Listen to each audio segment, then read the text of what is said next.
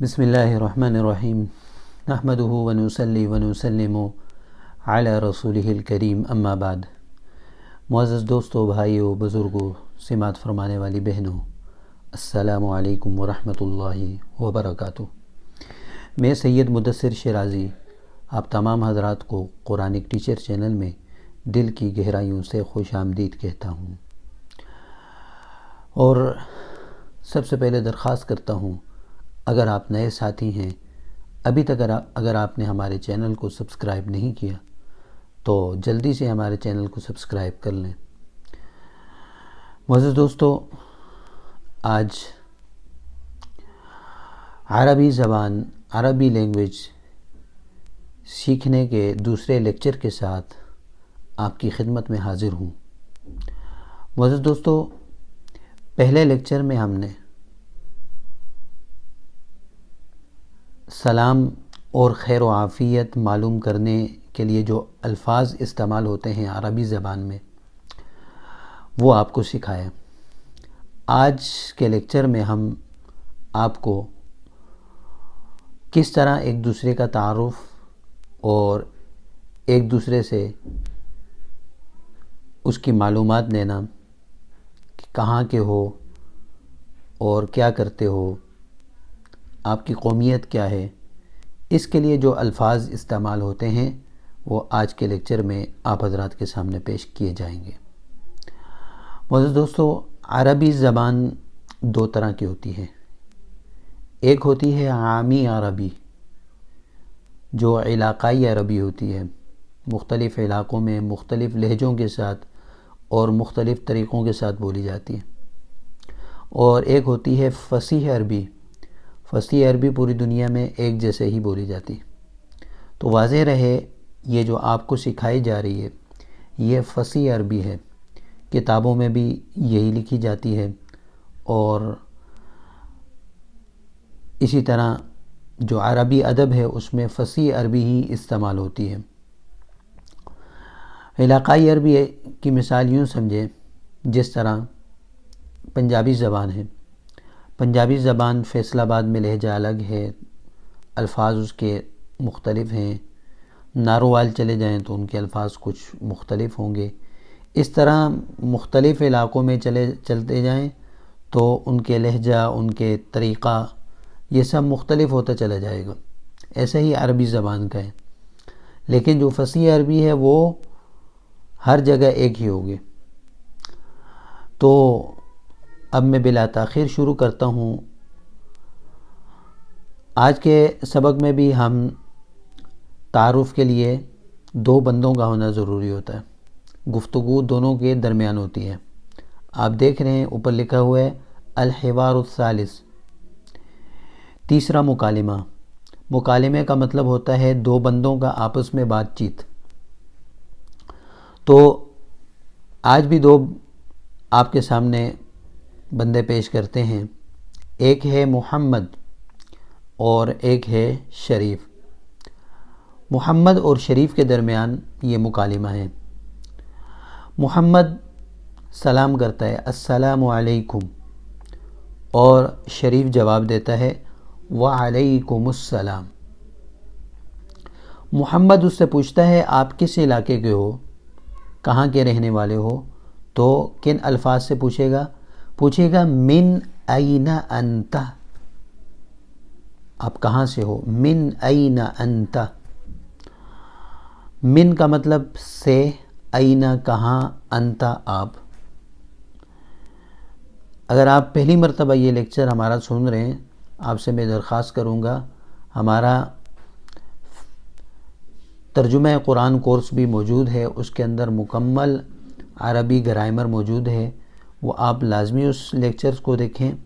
انشاءاللہ اس سے آپ کو بہت زیادہ فائدہ حاصل ہوگا، اور آپ کا عربی سیکھنے کا آدھا مسئلہ حل ہو جائے گا۔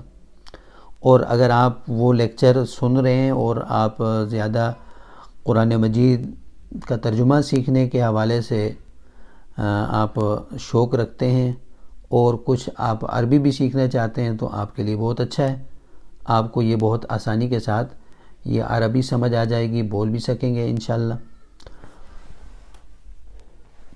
تو میں یہ کہہ رہا تھا من کا مطلب سے، این کہاں، کہاں سے، انت آپ کہاں سے ہیں، آپ کا علاقہ کون سا ہے، کس علاقے کے ہیں آپ. تو اس کے لیے یہ لفظ استعمال ہوتا ہے من این انت. محمد پوچھ رہا ہے من این انت، شریف سے پوچھ رہا ہے من این انت، آپ کہاں سے ہیں. تو شریف جواب دے رہا ہے انا من پاکستان، میں پاکستان یعنی پاکستان سے ہوں. انا من پاکستان. تو پے کا لفظ تو عربی میں نہیں استعمال ہوتا، پے کی جگہ با کا لفظ استعمال ہوگا. انا من پاکستان، انا واحد متکلم کی ضمیر، من سے پاکستان، پاکستان، میں پاکستان سے ہوں. اب محمد پوچھتا ہے حل انت پاکستانی، کیا آپ پاکستانی ہیں؟ تو شریف کہتا ہے نعم انا پاکستانی، جی ہاں میں پاکستانی ہوں. یہاں ایک لفظ نیا آ گیا، حل. حل سوال کے لیے ہوتا ہے، استفہام یعنی سوال. حل کیا، انت آپ پاکستانی ہو. تو جواب میں آتا ہے نعم، جی ہاں. جیسے ہم بولتے ہیں نا جی ہاں، تو جی ہاں کے لیے لفظ عربی میں استعمال ہوگا نعم. نعم انا پاکستانی، جی ہاں میں پاکستانی ہوں. پھر شریف پوچھتا ہے وما جنسیتک انت. وما، اب اس میں ایک لفظ اور نیا آ گیا، وما، واو اور ما. یہ واو کا مطلب اور ما کا مطلب ہوتا ہے کیا. ما کے دو مطلب ہوتے ہیں. لفظ ما کا مطلب کیا سوال کے لیے بھی آتا ہے، ما کا مطلب نفی، کسی چیز کی نفی کے لیے بھی آتا ہے، اور ما کا مطلب جو، یہ اس میں موصول کے لیے بھی آتا ہے.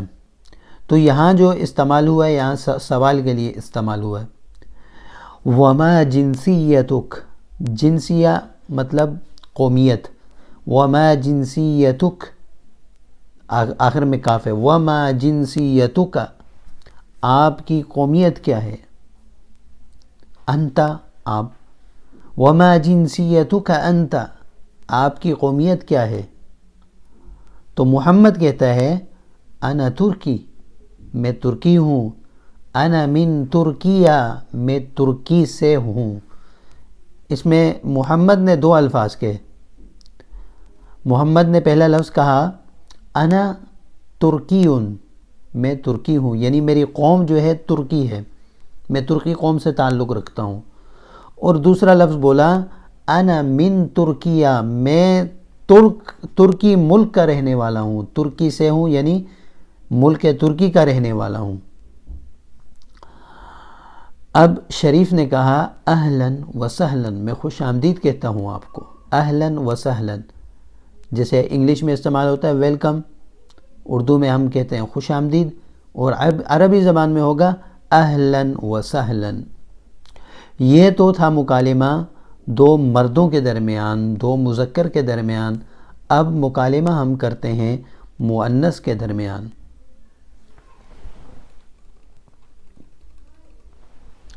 اس میں بھی دو خواتین ہوں گی، ایک کا نام ہے مریم اور دوسری کا نام ہے زینب. مریم کہتی ہے زینب سے السلام علیکم، اور زینب جواب دے رہی ہے وعلیکم السلام. مریم کہتی ہے من این انتی، من این انتی. غور فرمائیں مذکر میں انتا ہم کہیں گے اور مؤنث میں انتی. اگر مؤنث مخاطب ہے، سوال مؤنث سے ہو رہا ہے، تو اس صورت میں ضمیر آئے گی انتی، ضمیر آئے گی انتی. من این انتی، آپ کہاں سے ہیں؟ تو زینب نے کہا انا من مصر، میں مصر سے ہوں. انا من مصر، میں مصر سے ہوں. آگے مریم نے سوال کیا حل انتی مصریہ، کیا آپ مصر کی رہنے والی ہو یا آپ مصری ہو؟ تو زینب نے کہا نعم انا مصریہ، جی ہاں میں مصری ہوں. وما جنسیتک انت، وما جنسیتک انت. اب دیکھیں اس میں کاف ضمیر ہے مخاطب کی. ما کیا، جنسیہ قومیت کی آپ کی، انت آپ، اور آپ کی کیا قومیت ہے، آپ کہاں کی ہیں؟ زینب نے پوچھا مریم سے، تو مریم نے جواب دیا انا من سوریہ، انا سوریہ، انا سوریہ، میں سوریہ یعنی سوریہ کی رہنے والی ہوں، یا سورین شامی ہوں۔ تو اور آگے اس نے جواب دیا انا من سوریہ، میں سوریہ کی رہنے والی ہوں۔ دو جواب دیے، پہلے قومیت بتائی کہ انا سوریہ، میں شامی ہوں، انا من سوریہ، میں شام کی رہنے والی ہوں۔ زینب نے کہا اہلاً و سہلاً، خوش آمدید کہتی ہوں، خوش آمدید کہتی ہوں۔ تو محترم سامعین، آج کے سبق میں بھی ہم نے الحمدللہ مذکر اور مؤنث دونوں کے مکالمے کو پڑھا۔